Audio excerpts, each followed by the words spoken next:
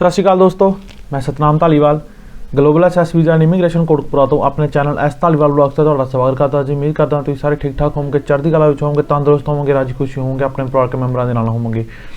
नवां साल उम्मीद करते हैं सारिਆਂ ने जिहड़ा हैगा बहुत वधिया चढ़िया होएगा। नैगेटिविटी जिहड़ी हैगी आ, चलो कुछ भी हुंदा आपां पुराने साल दे विच पुराने समय दे विच छड्डे आउणे आ, है ना। सो अज तुहाडे नाल जी असीं स्पाउस ओपन वर्क परमिट दियां अपने कोल 3 PPR आईयां हैगियां, वो तुहाडे नाल शेयर करन लगे हैं क्योंकि नवें साल दी नवीं अपडेट ते ओहदियां नवीं अपने कोल 3 खुशखबरियां हैगियां ने। ये गल कही जाती है कि it's going to be hard but hard doesn't mean impossible. ठीक है, ये आप कोई भी कदम चकते हैं, कोई भी काम लाइफ करना चाहते हैं तो वो मुश्किल हो सकता है, ठीक है, बट इम्पॉसिबल कदे नहीं होंदा। सो आप थोड़े नाल 3 जिहड़ियां हैगियां स्पाउस ओपन वर्क परमिट दियां PPR शेयर करते हैं। बहुत सारे केसिस दियां हो गई, बहुत सारे केसिस की आप गल कर लीए कि साल हो गया फाइलां लगियां नूं। 3 PPR जिहड़ियां हैगियां, एक दा रिजल्ट आपां नूं एग्जैक्ट 1 साल बाद मिलिया जी, दोवां दा रिजल्ट जिहड़ा मिलिया किसी दा 1.25 साल ते किसी दा 1.5 साल बाद मिलिया।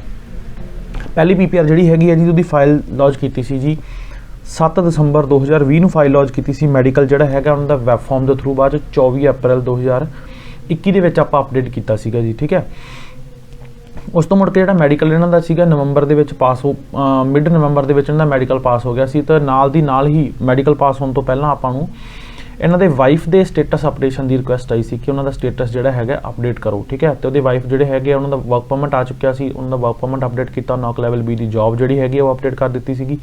सो आपां नूं जिहड़ी हैगी आ 5/1 यानी कि इसे महीने अज दी डेट जो बनदी है 5 जनवरी 2022 ਨੂੰ इन्हां दी जिहड़ी हैगी ओपन वर्क परमिट दी PPR जिहड़ी है रिसीव हुई है। दूसरा केस हैगा जी अक्तूबर 2020 ਦੇ ਵਿੱਚ ਇਹਨਾਂ ਦੀ ਕੀਤੀ ਸੀ ਜੀ 12 अक्तूबर 2020 ਨੂੰ ਜਿਹੜੀ ਫਾਈਲ ਲੌਂਚ ਕੀਤੀ ਸੀ ओपन वर्क परमिट ਦੀ। मैडिकल ਜਿਹੜਾ ਸੀਗਾ ਇਹਨਾਂ ਦਾ ਆਪਾਂ ਅਪਫਰੰਟ ਕਰਵਾ ਕੇ ਲਗਾਇਆ ਸੀਗਾ। ठीक है जी, बट ਜਿਹੜਾ मैडिकल हैगा ਇਹਨਾਂ ਦਾ ਪਾਸ ਨਹੀਂ ਹੋਇਆ। सो नवंबर ਦੇ ਵਿੱਚ ਆਪਾਂ ਨੂੰ 10 नवंबर 2020 ਨੂੰ ਇਹਨਾਂ ਦੀ ਦੁਬਾਰਾ ਮੈਡੀਕਲ ਰਿਕੁਐਸਟ ਆਈ ਸੀ क्योंकि मैडिकल ਜਿਹੜਾ ਐਕਸਪਾਇਰ ਹੋ ਗਿਆ ਸੀ।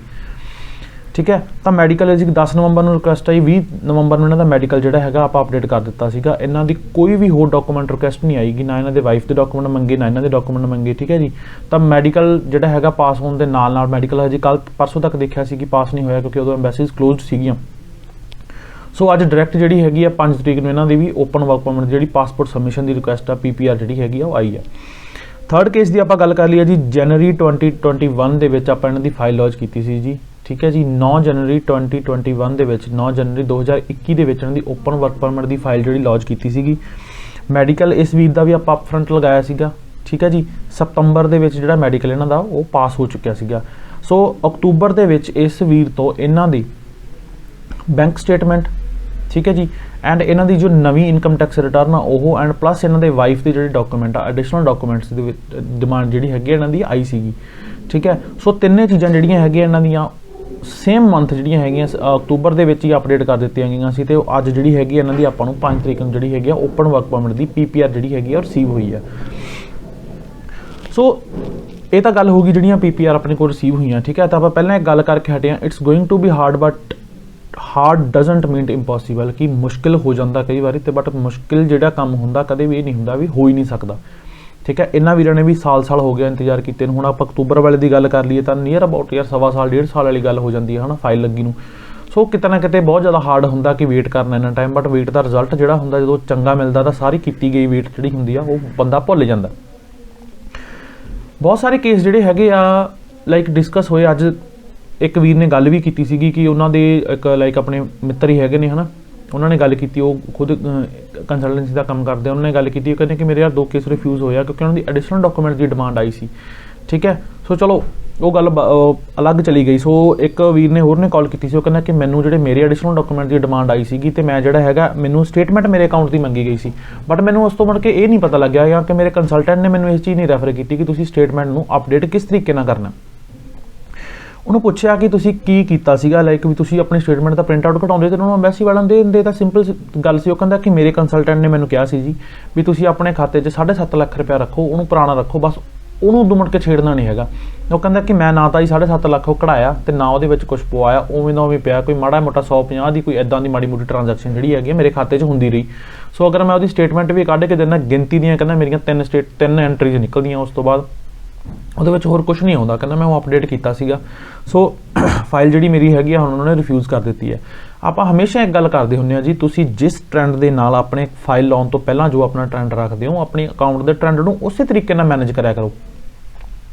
ਤੁਹਾਡਾ ਬਿਜ਼ਨਸ ਹੈ ਤਾਂ ਆਪਣੇ ਬਿਜ਼ਨਸ ਦੀ ਐਂਟਰੀ ਸੇਮ ਉਸ ਤਰੀਕੇ ਨਾਲ ਚੱਲਣ ਦਿਆ ਕਰੋ। ਅਗਰ ਤੁਹਾਡਾ ਜੌਬ ਹੈ, ਜੌਬ ਦੀ ਤਾਂ ਚਲੋ ਹਰ ਮਹੀਨੇ ਆਪਣੀ ਸੈਲਰੀ ਜਿਹੜੀ ਹੁੰਦੀ ਆ ਆਉਣੀ ਹੀ ਆਉਣੀ ਹੁੰਦੀ ਆ। ਅਗਰ ਤੁਸੀਂ ਆਪਣੀ ਐਗਰੀਕਲਚਰ ਕਰਦੇ ਹੋ, ਉਹਨਾਂ ਦੀ ਛਮਾਈ ਲਾਈਕ 6 ਮੰਥ ਦੇ ਵਿੱਚ ਉਹਨਾਂ ਦੀ ਪੇਮੈਂਟ ਆਉਣੀ ਹੁੰਦੀ ਆ। ਬਹੁਤ ਸਾਰੇ ਵੀਰ ਹੈਗੇ ਆ ਜਿਨ੍ਹਾਂ ਦੀ ਅਦਰ ਇੱਕ ਫਸਲ ਦੀ ਪੇਮੈਂਟ ਵੀ ਆਉਂਦੀ ਹੈ, ਜਿਵੇਂ ਦਾਲਾਂ ਦੀ ਆ ਜਾਂਦੀ ਹੈ ਜੀ, ਕਿਸੇ ਦੀ ਨਰਮੇ ਦੀ, ਕਾਟਨ ਦੀ ਫਸਲ, ਕਾਟਨ ਦੀ ਪੇਮੈਂਟ ਆ ਜਾਂਦੀ ਹੈ, ਕਿਸੇ ਦੀ ਸ਼ੂਗਰ ਕੇਨ ਦੀ ਆ ਜਾਂਦੀ ਹੈ।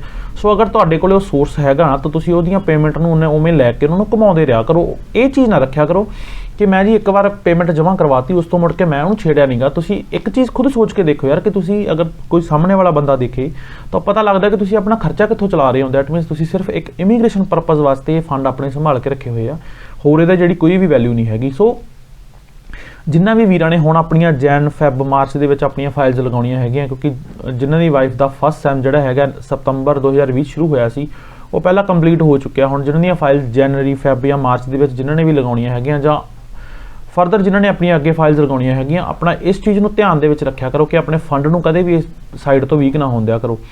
ਗੱਲ ਫਿਰ ਉੱਥੇ ਹੀ ਚਲੀ ਜਾਂਦੀ ਹੈ ਜੀ ਕਿ ਦੇਖੋ ਰਿਜ਼ਲਟ ਹਾਂ ਆਵੇ ਨਾ ਆਵੇ ਤਾਂ ਉਹ ਅਕਾਲ ਪੁਰਖ ਸੱਚੇ ਪਾਤਸ਼ਾਹ ਦੇ ਹੱਥ ਵਿੱਚ ਹੁੰਦਾ ਨਾ, ਕਿਸੇ ਵੀ ਕੰਸਲਟੈਂਟ ਦੇ ਹੱਥ 'ਚ ਕਦੇ ਵੀਜ਼ਾ ਨਹੀਂ ਹੁੰਦਾ। ਬਟ ਆਪਾਂ ਫਾਈਲ ਲਗਾਉਣੇ ਆ ਤਾਂ ਘੱਟੋ ਘੱਟ ਆਪਾਂ ਨੂੰ ਇਹ ਪਤਾ ਹੋਣਾ ਚਾਹੀਦਾ ਕਿ ਅਗਰ ਦੇਖੋ ਬਾਕੀਆਂ ਤੋਂ ਆਹ ਚੀਜ਼ਾਂ ਮੰਗੀਆਂ ਜਾ ਰਹੀਆਂ, ਉਹਦਾ ਇਸ ਵਜ੍ਹਾ ਕਰਕੇ ਰਿਫਿਊਜ਼ਲ ਆ ਰਹੀ ਆ, ਤਾਂ ਸੇਮ ਗਲਤੀ ਵੇਖਦੇ ਹੋਏ ਅਗਰ ਆਪਾਂ ਉਹਦਾ ਰਿਜ਼ਲਟ ਵੇਖਦੇ ਹੋਏ ਸੇਮ ਗਲਤੀ ਕਰਦੇ ਹਾਂ ਤਾਂ ਦੈਟ ਮੀਨਸ ਆਪਾਂ ਸੂਝਵਾਨ ਨਹੀਂ ਕਹਾਉਂਦੇ। ਠੀਕ ਹੈ, ਤਾਂ ਉਸ ਗਲਤੀ ਨੂੰ ਮਿਨੀਮਾਈਜ਼ ਕਰਕੇ ਚੱਲਿਆ ਕਰੋ, ਉਹ ਸਾਰੀਆਂ ਕਮੀਆਂ ਨੂੰ ਫਾਈਲ ਦੇ ਵਿੱਚੋਂ ਕੱਢ ਕੇ ਚੱਲਿਆ ਕਰੋ। ਬਾਕੀ ਜੋ ਆਪਣੇ ਕਰਮਾਂ ਦੇ ਵਿੱਚ ਹੁੰਦਾ, ਜੋ ਆਪਣੀ ਤਕਦੀਰ 'ਚ ਰਿਜ਼ਲਟ ਆਪਾਂ ਨੂੰ ਕਦੋਂ ਮਿਲਣਾ, ਕਿਵੇਂ ਮਿਲਣਾ, ਉਹ ਆਪਾਂ ਨੂੰ ਮਿਲ ਹੀ ਜਾਣਾ। ਠੀਕ ਹੈ ਜੀ। ਸੋ ਜਿੰਨਾ ਵੀ ਵੀਰਾਂ ਨੇ ਆਪਣੀ ਫਾਈਲ ਲਗਾਉਣੀ ਹੈਗੀ ਆ, ਆਪਣੇ ਐਡੀਸ਼ਨਲ ਡਾਕੂਮੈਂਟ ਨੂੰ ਪਹਿਲਾਂ ਸੋਚ ਕੇ ਚੱਲਿਆ ਕਰੋ ਕਿ ਅਗਰ ਸਾਡੇ ਤੋਂ ਮੰਗਿਆ ਗਿਆ ਤਾਂ ਅਸੀਂ ਕਿਹੜਾ ਡਾਕੂਮੈਂਟ ਜਿਹੜਾ ਹੈਗਾ ਫਾਈਲ ਦੇ ਵਿੱਚ ਉਹ ਅਪਡੇਟ ਕਰਾਂਗੇ। ਸੋ ਤੁਸੀਂ ਵੀ Canada spouse open work permit ਦੀ ਫਾਈਲ ਲਾਉਣਾ ਚਾਹੁੰਦੇ ਹੋ ਜੀ, ਕੈਨੇਡਾ ਸਟੱਡੀ ਵੀਜ਼ਾ ਦੀ ਫਾਈਲ ਲਗਾਉਣਾ ਚਾਹੁੰਦੇ ਹੋ, ਜਾਂ ਵਿਜ਼ਟਰ ਵੀਜ਼ਾ ਦੀ ਫਾਈਲ ਲਗਾਉਣਾ ਚਾਹੁੰਦੇ ਹੋ, ਕੈਨੇਡਾ PR ਨਾਲ ਰਿਲੇਟਡ ਕੋਈ ਵੀ ਜਾਣਕਾਰੀ ਲੈਣਾ ਚਾਹੁੰਦੇ ਹੋ, ਤੁਸੀਂ ਸਾਨੂੰ ਮਿਲ ਸਕਦੇ ਹੋ। ਸਾਡਾ ਹੈੱਡ ਆਫਿਸ ਹੈ ਜੀ global access visa and immigration, ਨੇੜੇ Kotkapura, Indian gas service, Jatto road, Kotkapura district, Faridkot. Contact number ਹੈ ਜੀ 7707850037 7707850037। ਵਾਹਿਗੁਰੂ ਸੱਚੇ ਪਾਤਸ਼ਾਹ ਕਿਰਪਾ ਕਰਨ। ਜਿਵੇਂ ਨਵਾਂ ਸਾਲ ਚੜ੍ਹਦੇ ਹੀ ਹੈ ਨਾ, ਚਲੋ ਅੰਬੈਸੀਜ਼ ਖੁੱਲੀਆਂ, ਆਪਾਂ ਤਾਂ ਅੱਜ ਹੀ ਇਹਨੂੰ ਕਹਿੰਦੇ ਆ ਕਿ ਨਵਾਂ ਸਾਲ ਅੱਜ ਹੀ ਚੜ੍ਹਿਆ। ਸੋ ਜਿਸ ਤਰ੍ਹਾਂ ਇਹਨਾਂ 3 ਵੀਰਾਂ ਦੀਆਂ ਆਪਾਂ ਨੂੰ ਇੱਕ ਖੁਸ਼ਖਬਰੀ ਹੈਗੀ ਮਿਲੀ ਹੈ, ਸਾਰਿਆਂ ਦੇ ਰਿਜ਼ਲਟ ਜਿਹੜੇ ਹੈਗੇ ਆ ਪੋਜ਼ਿਟਿਵ ਆਉਣ। ਸਾਰਿਆਂ ਦੇ ਜਿਹੜੇ ਹੈਗੇ ਕਿ ਬਹੁਤ ਟਾਈਮ ਹੋ ਗਿਆ ਯਾਰ ਲੋਕਾਂ ਨੂੰ ਇੰਤਜ਼ਾਰ ਕਰਦੇ ਹੋਏ, ਐਪਲੀਕੈਂਟਸ ਨੂੰ ਇੰਤਜ਼ਾਰ ਕਰਦੇ ਹੋਏ, ਕਿ ਕੋਈ ਤਾਂ 2020 ਵਾਲੇ ਬੈਠੇ ਆ ਜੀ। ਸੋ ਸਾਰਿਆਂ ਦੇ ਮੁੱਲ ਜਿਹੜੇ ਹੈਗੇ ਪੈਣ ਸਰਬੱਤ ਦੇ ਭਲੇ ਦੀ ਅਰਦਾਸ ਕਰਿਆ ਕਰੋ। ਸੋ ਮਹਾਰਾਜ ਸੱਚੇ ਪਾਤਸ਼ਾਹ ਸਾਰਿਆਂ ਦੀ ਜਿਹੜੀ ਹੈਗੀ ਆ ਰਿਜ਼ਲਟ ਸੁਣਨ ਤੇ ਪੋਜ਼ਿਟਿਵ ਧੰਨਵਾਦ।